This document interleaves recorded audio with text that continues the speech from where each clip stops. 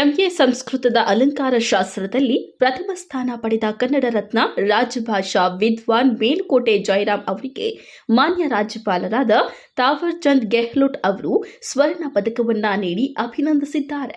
ಬೆಂಗಳೂರಿನ ಕರ್ನಾಟಕ ಸಂಸ್ಕೃತ ವಿಶ್ವವಿದ್ಯಾನಿಲಯದಲ್ಲಿ ಹಮ್ಮಿಕೊಂಡಿದ್ದ 10 ಹಾಗೂ 11ನೇ ಘಟಿಕೋತ್ಸವ ಸಮಾರಂಭದಲ್ಲಿ ಮೇಲುಕೋಟೆ ಜಯರಾಮ್ ಅವರಿಗೆ ಸ್ವರ್ಣ ಪದಕವನ್ನ ನೀಡಿ ಅಭಿನಂದಿಸಿದ್ದಾರೆ.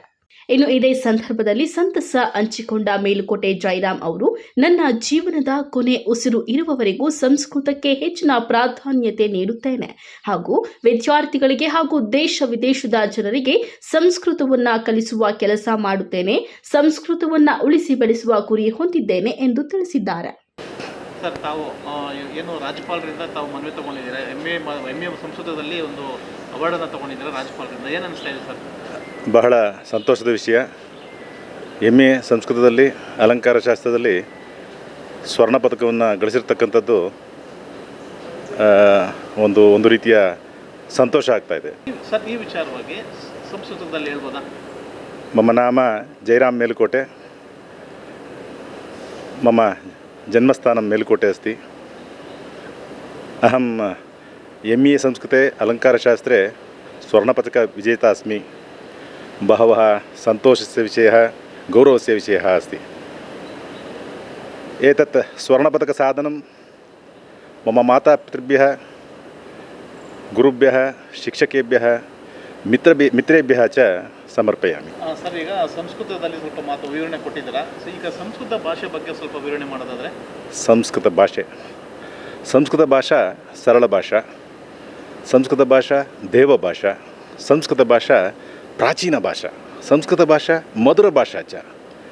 ಏಷಾ ಯಾ ಸಂಸ್ಕೃತ ಭಾಷಾ अस्ति सा ಸಂಸ್ಕೃತ ಭಾಷಾ ಸೃಷ್ಟ್ಯಾಃ ಆದಿತಃ ಆರಭ್ಯ ಅದ್ಯ ಪರ್ಯಂತಂ यदा मानवानां सृष्टिः जाता, यदा मानव वक्तुम् आरम्भम् अकरोत् तदारभ्य अद्य पर्यन्तम् एषा भाषा अस्ति.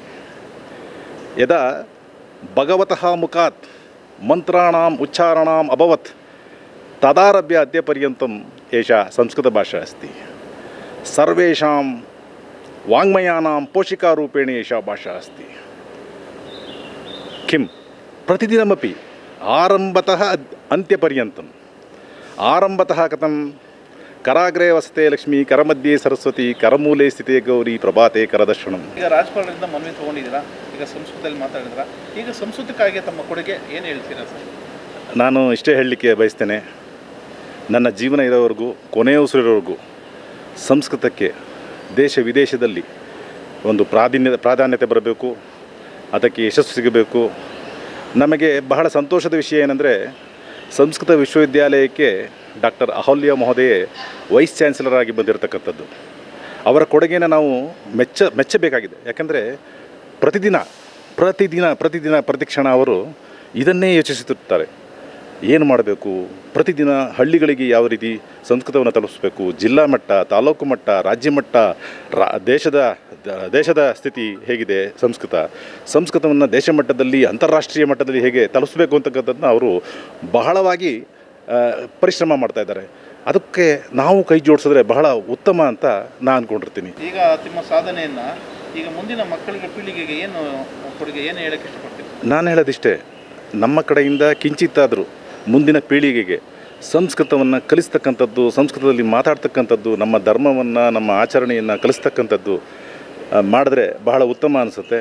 ಇದಕ್ಕೆ ನಾವು ಸಂಸ್ಕೃತ ವಿಶ್ವವಿದ್ಯಾಲಯದ ವೈಸ್ ಚಾನ್ಸಲರ್ ಮತ್ತು ಸಹೋದ್ಯೋಗಿಗಳೊಂದಿಗೆ ಕೈ ಜೋಡಿಸಿ ಬೆಳವಣಿಗೆ ಮಾಡ್ತಕ್ಕಂಥ ನಿಟ್ಟಿನಲ್ಲಿ ಕೆಲಸ ಮಾಡ್ತೀವಿ. ಆಯಿತು ಸರ್. ಈಗ ತಮ್ಮ ಪರಿಚಯ? ಅದೇ ನಾನು ಹೇಳಿದಾಗೆ, ನಾನು ಮೇಲುಕೋಟೆಯವನು. ಮೇಲುಕೋಟೆಯಲ್ಲಿ ನನ್ನ ಜನ್ಮ, ನಾನು ಹುಟ್ಟಿದ್ದು ಮೇಲುಕೋಟೆನೇ. ನನಗೆ ಶ್ರೀರಂಗಂ ನರಸಿಂಹಾಚಾರ್ಯ ಅನ್ನೋರು ಸಂಸ್ಕೃತ ಭಾಷೆಯನ್ನು ಆರಂಭ ಮಾಡಿಸಿದವರು ನನ್ನ ಜೀವನದಲ್ಲಿ. ಅವರಿಗೆ ಸ್ಮರಣೆಯನ್ನು ಮಾಡುತ್ತಾ, ಅವರಿಗೆ ಧನ್ಯವಾದಗಳನ್ನು ಹೇಳುತ್ತಾ ಈ ಎರಡು ಮಾತನ್ನು ಮುಗಿಸೋಕೆ ಇಷ್ಟಪಡ್ತೀನಿ. ಒಟ್ಟಾರೆ ಮೇಲುಕೋಟೆ ಜಯರಾಮ್ ಅವರು ಸಂಸ್ಕೃತದ ಅಲಂಕಾರ ಶಾಸ್ತ್ರದಲ್ಲಿ ಪ್ರಥಮ ಸ್ಥಾನ ಪಡೆದ ಕುಟುಂಬಕ್ಕೆ ವಿಶ್ವವಿದ್ಯಾನಿಲಯಕ್ಕೆ ಕೀರ್ತಿ ತಂದಿದ್ದಾರೆ.